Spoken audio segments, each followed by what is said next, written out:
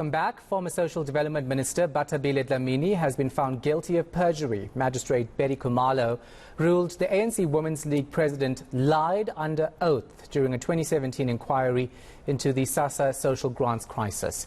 Arguments in mitigation of sentence were heard this afternoon. Heidi Giokos following proceedings for us. She joins us now live. So it's a pretty big deal, Heidi. A former minister found guilty of perjury. Unpack the judgment for us. Yes, it is a very big deal, Shahan, especially given the fact that this is not the first time that the former minister has been convicted. Back in 2006, she was convicted of fraud related to inflating invoices regarding travel, whether it be by car or aeroplane. So that's a separate case. But this particular case and conviction relates to perjury. It relates to an inquiry that was instituted by the highest courts in the land, the Constitutional Court, back in 2017, where you had organizations, Black Sash and Freedom Under Law, saying that the minister at the time was not truthful in the way she conducted herself as the Social Development Minister regarding the crisis around the social grant payments. The court has found that she is guilty of perjury. The court finds that the state provided a sufficient case to prove that Bathabile Dlamini lied under oath. She was evasive with her answers. She overstepped her role as a minister. She did not follow proper procedures when it came to ensuring that she directly engages with SASSA officials to make sure that social grants are paid properly. But the biggest thing here is that she lied under oath, and the court found this to be accurate from that inquiry, but also the National Prosecuting Authority bringing this case forward to say that it should be a case before the magistrate courts, which it was, and she has been convicted of perjury. Let's listen to the magistrates on this matter.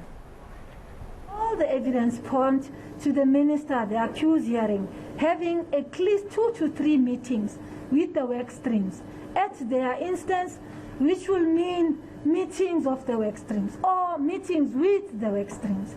I am therefore satisfied that the state had succeeded beyond reasonable doubt to prove the case against the accused on the main count. The accused is accordingly found guilty as charged in respect of the main count, main charge of perjury. So sentencing will take place on the 1st of April. What's the defense asking for?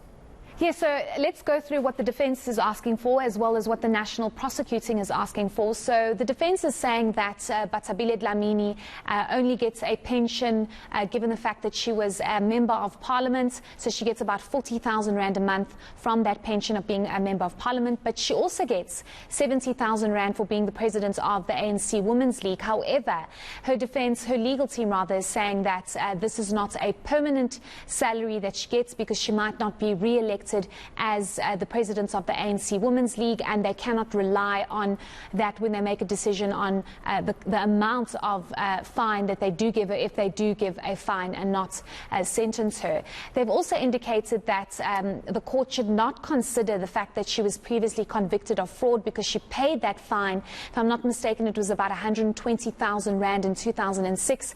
She paid that fine, and that's a matter that's, her defense is saying, is done and dusted. However, you have the National Prosecuting Authority standing up saying that a public servant has been found guilty of perjury, and a public servant should never be dishonest because they are there to serve the public, and this kind of conviction should be felt far and wide, especially those who need to be held accountable. And what the National Prosecuting Authority is asking for, a direct sentence of imprisonment. They're saying that that is not a far ask or ask that should not be considered by the court, and they're saying if the court does not agree with direct imprisonment, they should rather look at having a very hefty fine.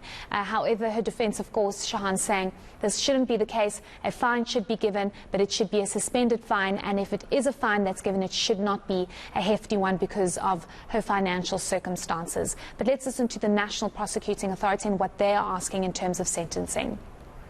We argued for a custodial sentence, but we said we're not prescriptive to the court, obviously, so it will depend on the court. But then we said if the court sentences her to a fine, then it should be a hefty fine, so that then it serves as a deterrent to most of the public servants so that they know that they need to uphold the rule of law and act in an appropriate manner. So as you mentioned, she is the president of the ANC Women's League. I'm sure there was some support there for her. There definitely was, Shahan. Suspended Secretary General Ace Magashule was there. Former Northwest Premier Supra Mahomapelo was there. Tony Ngeni was also there. Carl Niehaus as well. And the gallery was quite full with support. We also know that members of the ANC Women's League were outside chanting and supporting the former minister and the president of the ANC Women's League. But we got a chance to speak to ANC member Tony Ngeni to ask him his response with regards to this conviction. Let's listen in. As comrades and friends of Comrade Bathabile, we will wait until that time comes when the sentence is passed. And we note with satisfaction that Comrade Bata's legal representative is suggesting to the court that this is not a matter for imprisonment, but a matter for a fine. And so for now, we will wait until that process is complete. It's always so interesting to watch the characters that go and support ANC members in court. We'll leave it right there. Heidi Giokos following that story for us.